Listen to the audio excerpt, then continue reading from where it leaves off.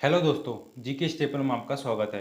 इस वीडियो में राष्ट्रीय मानवाधिकार आयोग से संबंधित महत्वपूर्ण बहुविकल्पी प्रश्न होंगे, जिससे प्रश्न एमपीपीएससी प्री में पूछे जा सकते हैं और इसकी संभावना अधिकतम है। इस वीडियो को आप पूरा जरूर देखिएगा एवं अन्य प्रतियोगी परीक्षाओं के लिए यह महत्वपूर्ण टॉपिक है और इससे प्रश्न बनते हैं, तो इस वीडियो को आप पूरा जरूर देखिएगा। पहला प्रश्न, राष्ट्रीय मानवाधिकार आयोग का गठन किस अधिनियम के तहत किया गया?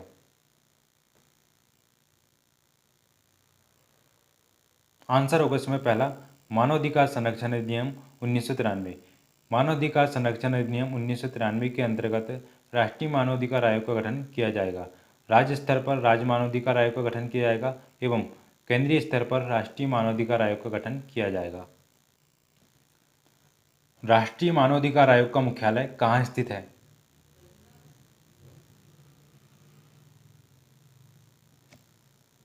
आंसर है दिल्ली।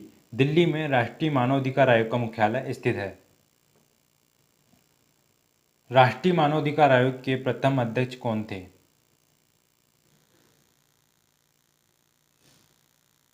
आंसर है तीसरा, न्यायमूर्ति रंगनाथ मिश्रा। न्यायमूर्ति रंगनाथ मिश्रा आयोग के प्रथम अध्यक्ष नियुक्त किए गए। राष्ट्रीय मानवाधिकार आयोग के अध्यक्ष एवं सदस्यों की पद धारण करने की अवधि है।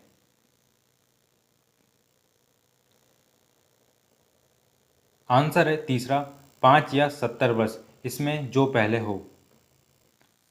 राष्ट्रीय मानवाधिकार आयोग का गठन मानवाधिकार संरक्षण अधिनियम 1993 की किस धारा के तहत किया गया?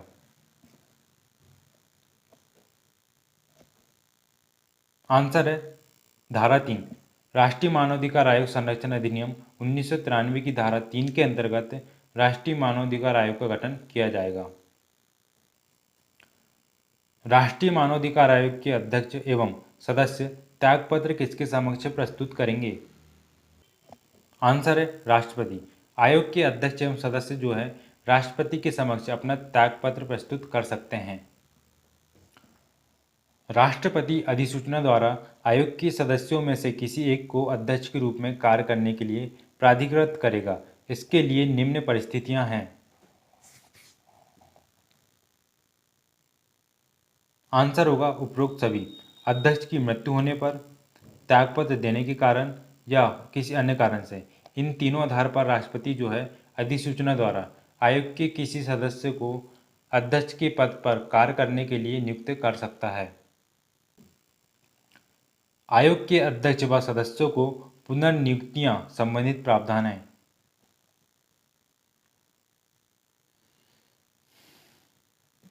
आंसर होगा उपरोक्त दोनों। केंद्रीय या राज्य सरकार के अधीन किसी पद पर नियुक्ति के लिए पात्र नहीं होंगे, अतः आयोग के अध्यक्ष और सदस्य जो हैं केंद्र या राज्य सरकार के अधीन किसी भी पद पर नियुक्ति के पात्र नहीं होंगे। दूसरा, सदस्य पुनर्नियुक्ति हेतु पात्र होगा लेकिन अध्यक्ष नहीं। सदस्य जो है आयोग में पुनर्नियुक्ति के लिए पात्र होगा लेकिन अध्यक्ष जो है आयोग में पुनर्नियुक्ति के लिए पात्र नहीं होगा। राष्ट्रीय मानवाधिकार आयोग का गठन निम्न में से कौन करता है?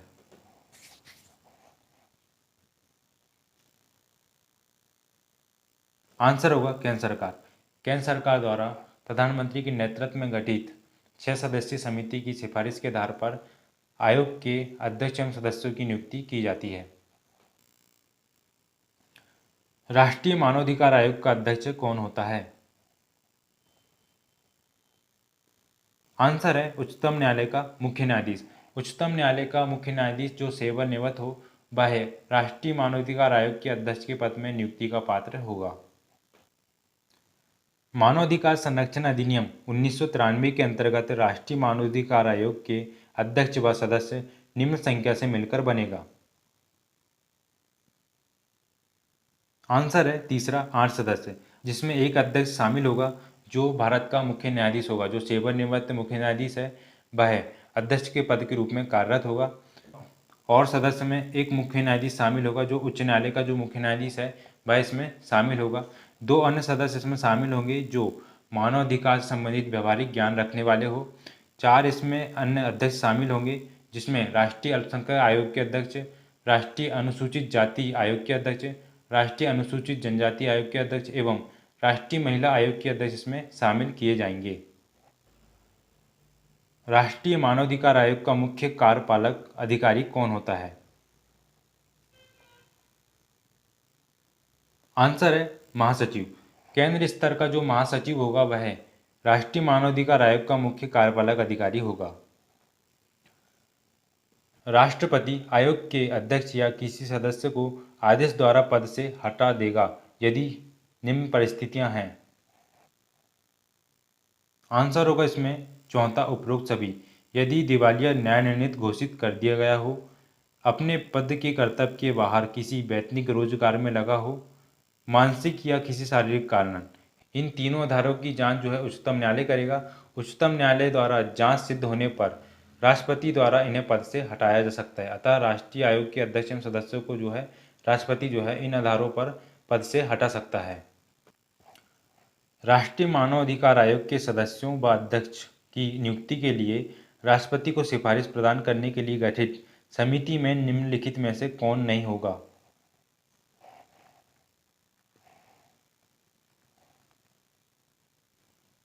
आंसर होगा इसमें महान्यायवादी। राष्ट्रीय मानवाधिकार आयोग के सदस्यों एवं अध्यक्षों की नियुक्ति के लिए जो समिति गठित की जाती है उसमें लोकसभा का अध्यक्ष शामिल होगा, प्रधानमंत्री उसमें अध्यक्ष के रूप में शामिल होंगे एवं लोकसभा या राज्यसभा के विपक्षी नेता इसमें शामिल होंगे और इसमें गृह मंत्री शामिल होते हैं। इस प्रकार जो है 6 सदस्यीय टीम जो है इस प्रकार जो है राष्ट्रीय मानवाधिकार आयोग के अध्यक्ष एवं सदस्यों की जो है नियुक्ति के लिए सिफारिश राष्ट्रपति से करती है। राष्ट्रीय मानवाधिकार आयोग के वर्तमान अध्यक्ष है। आंसर है जस्टिस अरुण मिश्रा। मानवाधिकार संरक्षण अधिनियम 1993 में आयोग के अध्यक्ष एवं सदस्यों की नियुक्ति किसके द्वारा की जाती है?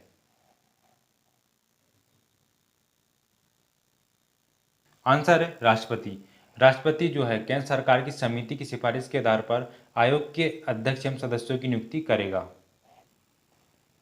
केंद्रीय या राज्य स्तर में मानवाधिकार आयोग के कार्य वस्तुतः होते हैं।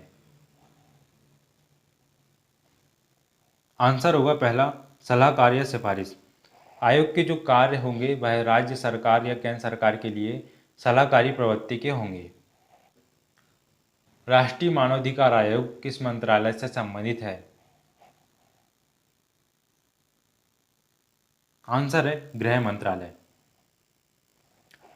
मानवाधिकार संरक्षण अधिनियम 1993 के तहत यदि राष्ट्रीय मानवाधिकार आयोग के अध्यक्ष या सदस्य पद पर उच्चतम न्यायालय या उच्च न्यायालय का आसीन न्यायाधीश नियुक्त किया जाएगा, किससे पूर्व परामर्श की आवश्यकता होगी, उसके पश्चात ही नियुक्ति की जाएगी।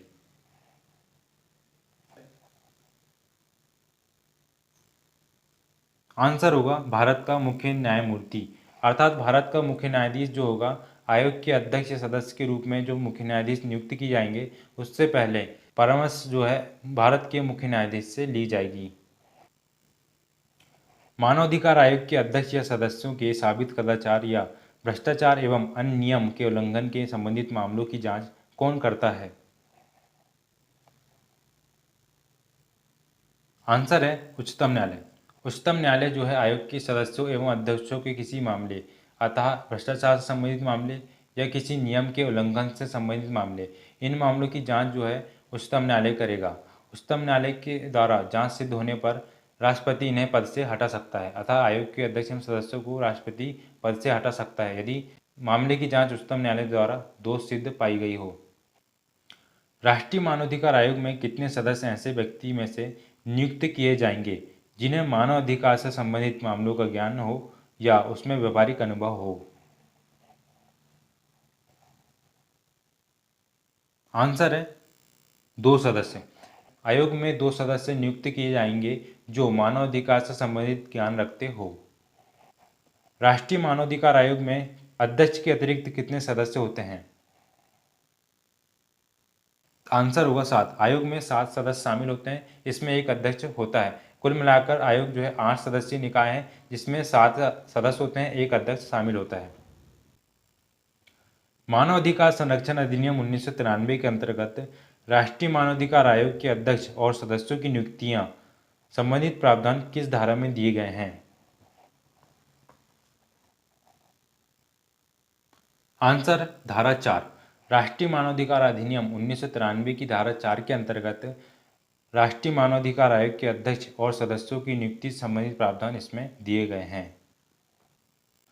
राष्ट्रीय मानवाधिकार आयोग किसी जांच को करते समय किस प्रकार की शक्तियां होगी?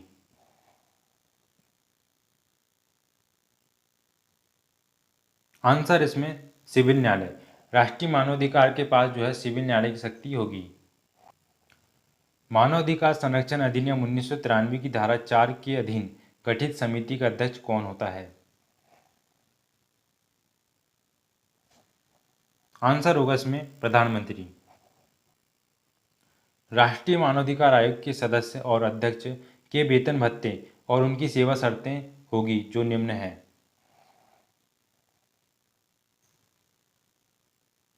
आंसर है चौथा, जो नियम में विहित की जाए। अतः राष्ट्रीय मानवाधिकार आयोग के सेवा शर्तें वेतन भत्ते जो है संसद द्वारा पारित अधिनियम मानवाधिकार संरक्षण अधिनियम 1993 में दिए गए हैं। राष्ट्रीय मानवाधिकार आयोग जांच से संबंधित कोई अन्वेषण करने के प्रयोजन के लिए केंद्र या राज्य सरकार या उसकी किसी एजेंसी की सेवाओं का उपयोग निम्न में से किसकी सहमति से करेगा?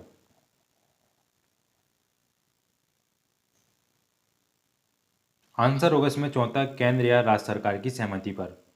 अतः राष्ट्रीय मानवाधिकार आयोग जांच करते समय किसी भी एजेंसी की सहायता ले सकता है। इससे पहले केंद्र या राज्य सरकार की अनुमति आवश्यक है। राष्ट्रीय मानवाधिकार आयोग किसके समक्ष अपनी वार्षिक रिपोर्ट प्रस्तुत करेगा?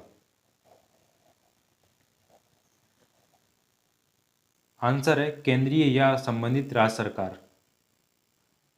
राष्ट्रीय मानवाधिकार आयोग सशस्त्र बलों के सदस्यों द्वारा मानवाधिकार उल्लंघन के मामले में अन्य संस्थाओं पर कितनी अवधि के भीतर अपनी केंद्र सरकार को कार्रवाई करने की सूचना भेजेगा?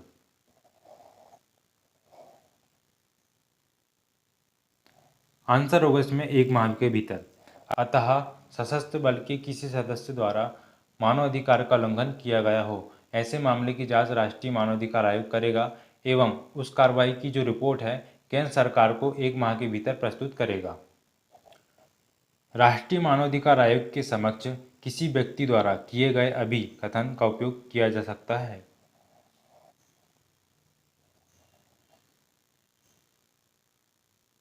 आंसर है पहला, मिथ्या साक्ष्य देने के लिए अभियोग चलाने में। राष्ट्रीय मानवाधिकार आयोग का विस्तार है?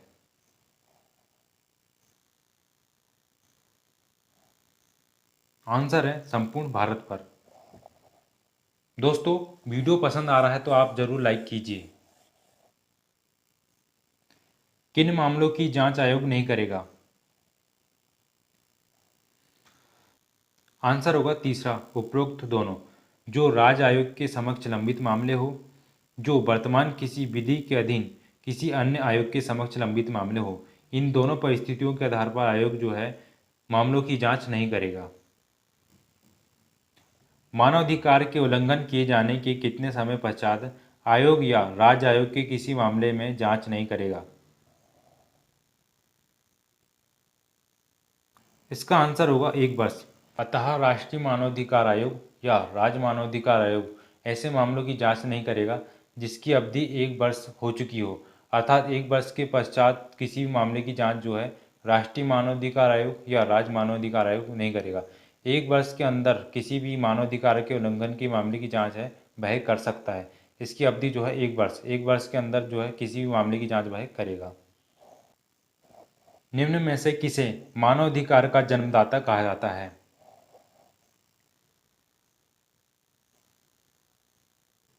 आंसर है महान घोषणा पत्र मैग्ना कार्टा 1215। इसे ही मानवाधिकार का जन्मदाता कहा जाता है। राष्ट्रीय मानवाधिकार आयोग के कार्य एवं शक्तियां का उल्लेख अधिनियम 1993 की किस धारा में दिया गया है?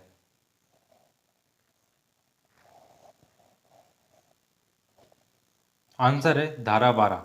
मानवाधिकार संरक्षण अधिनियम 1993 की धारा 12 के अधीन राष्ट्रीय मानवाधिकार आयोग के कार्य एवं शक्तियों के बारे में उल्लेख दिया गया है। मानवाधिकार संरक्षण अधिनियम 1993 के अंतर्गत राष्ट्रीय मानवाधिकार आयोग के किसी सदस्य के पद रिक्तता पर किए गए आयोग के कोई कार्रवाई करता है तो ऐसी कार्रवाई होगी।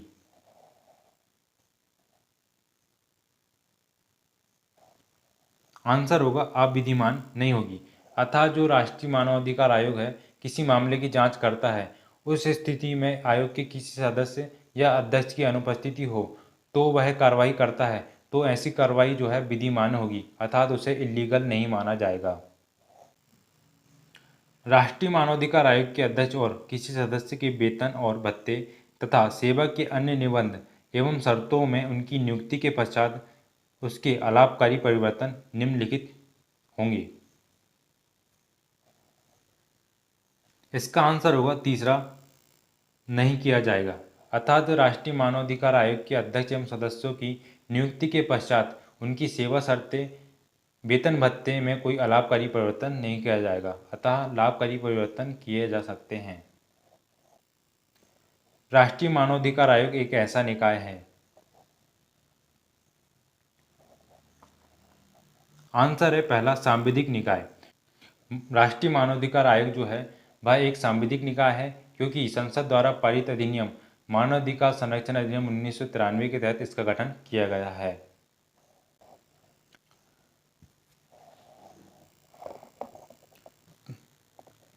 अधिनियम की धारा 18 के अधीन जहां जांच मानवाधिकारों का उल्लंघन करने का हो या किसी लोक सेवक द्वारा मानवाधिकार के उल्लंघन के निवारण में उपेक्षा या दुष्प्रेरण को प्रकट करते हैं, वहां संबंधित सरकार या प्राधिकारी को किसके संबंध में आयोग सिफारिश कर सकेगा।